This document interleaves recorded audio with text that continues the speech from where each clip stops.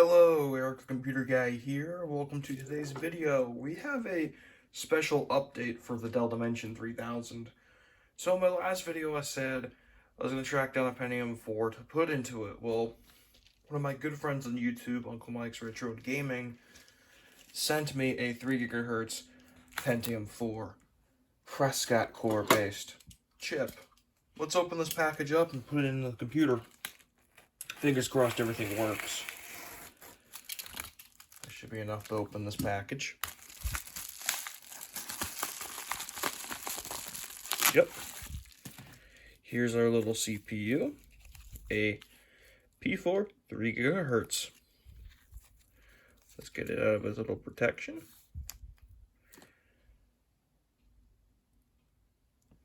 Oh yeah, she's a beauty.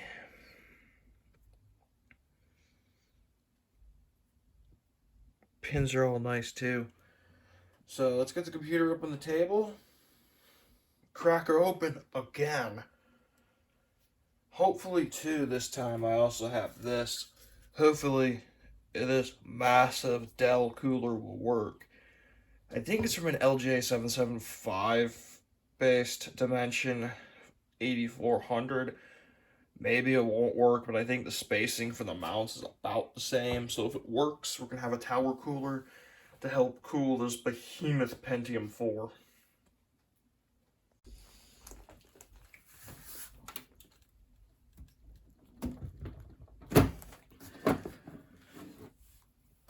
Man, these cases suck to open. I'll tell you that. Just realizing too, I probably have to take the cooling shroud from the other one. This tower cooler might be too tall. But I don't know if it's going to fit either, so.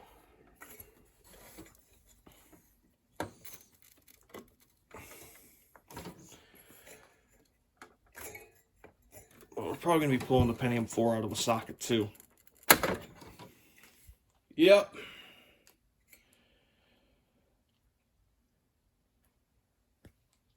These things always get stuck to these coolers. Oops. At least we didn't damage it. I'm grateful for that, because damaging a P4 like this would suck. Even though I do have a second one, it's not the point. I don't want to damage anything on this channel because of the fact this stuff does get pretty pricey if you start just damaging it all the time. Paste off this. I am just going to see if the bottoms of these coolers line up. Well, it won't work anyways. I got them about as centered as I can, and I don't think it would actually clip in. I'm going to try with nothing in the ziff down there. Yeah, that's not going to work. That'd crack it. So we're stuck with the original cooler. I could probably find a copper core based one. Dell did have computers with the socket with copper cores, so let's insert our Hyperthreaded Pentium 4 into this computer. I believe it just goes in upside down like that. Yep. That thing's in. Get some of the handy dandy Arctic MX4. Man, that cap gets stuck. Since this is a P4, I'm giving it a little bit of a generous amount of thermal paste. Just because P4s tend to run hot. This is a hyper-threaded one. It's going to run a lot hotter than that chip. Also, too, this heatsink, it's solid, but I don't know if it's going to be able to keep this thing 100% out of the danger zone. And just like last time, I am not securing this down unless I know it works. I'm going to check the fan orientation, as that was suggested in the last video. Also, check that. Because apparently, I got my hands down there, yeah. So apparently, it might be in the wrong way, but yeah, it exhausts air out the correct way.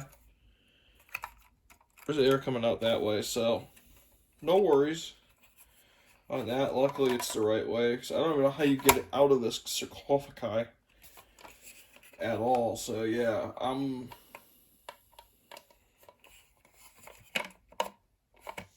about as lost how you get it out of that as anyone else would probably be with this. Hopefully I can get this back in without making a big fool of myself. Alrighty, come on, you're in. You're in.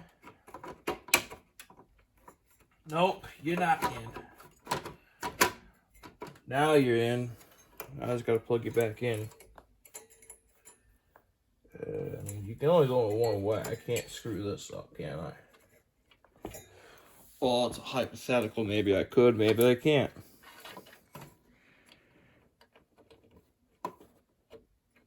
Yeah, that's the correct way. We're gonna put the shroud cover back down, because if we don't, something could go wrong. Alright, let me grab a keyboard, monitor, and a mouse. I'll be right back. The moment of truth. Will this even work? Oh. Gotta go down to the BIOS. Oh boy. It works. Holy crap, this thing works. It works. Damn. This thing, it works. Holy crap. This thing's about damn near as powerful as you could get back then now. Minus AGP slot for sure, but we have a Hyperthreaded 3 GHz Pentium 4 and a computer that shipped with a Celeron D330, which was a 2.66 GHz CPU. I guarantee you the CPU costs as much as this computer when new, so seeing this computer even have hyperthreading, it beats the 8400, the 8300 now actually. I have an 83 and an 84. This thing beats the 8300 by, let's see, 600 megahertz? Or 400 megahertz? Yeah, 400 because it's a 2.6.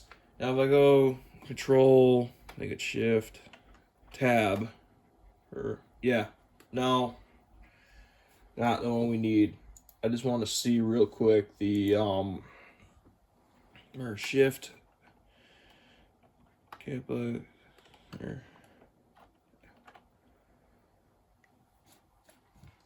oh.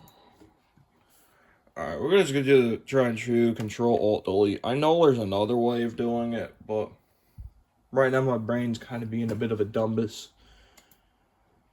CPU usage. It's only showing one core. Let's restart it like it wants to. I'm just blown away. We have hyper-threaded CPU performance here right now on what was considered a budget computer back in its day. This project's almost complete. I think there's really only 2 more things I can really do to this. Optical drives, or actually 3. Optical drives, hard drive, floppy drive. Technically 4. I keep forgetting one thing, the sound card. And then this thing would really be the ultimate XP build, having everything crammed upon it. I'm surprised it's actually working.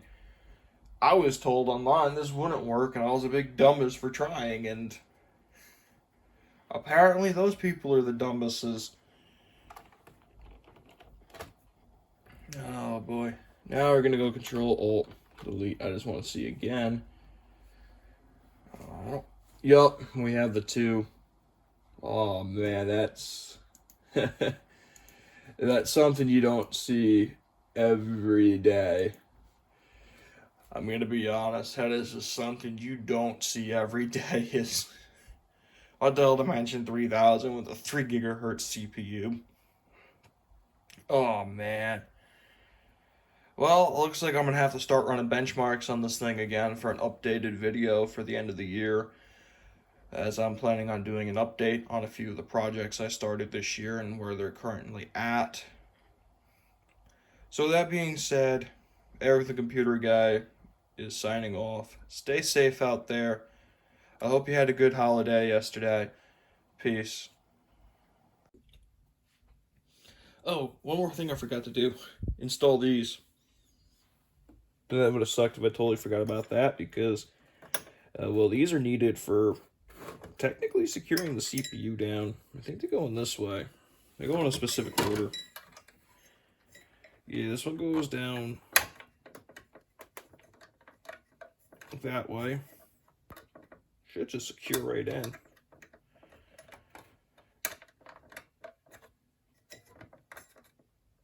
Come on. Yep, you're in. And this one goes that way. They have a very unique order they go in. They will only go in one way, it seems. Although I did have a friend who put these in backwards once, and while that was the end of that CPU holder. Come on. Those are in. So no one can tell me I forgot to put those in. However, they can tell me I forgot to put the side panel back on, but that's a whole different story.